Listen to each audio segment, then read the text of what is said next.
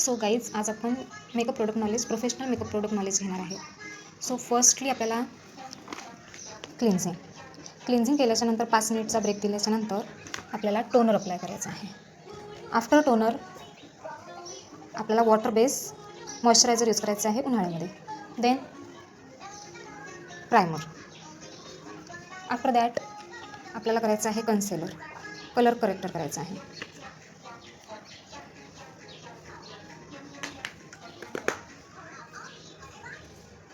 ही सर्व प्रोसेस झाल्यानंतर आपल्याला फाउंडेशन अप्लाय करायचं आहे.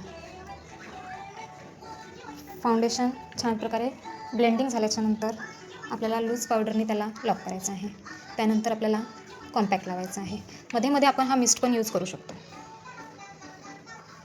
Then blusher, highlighter, eye makeup, पूर्ण आय मेकअप, देन लिपस्टिक,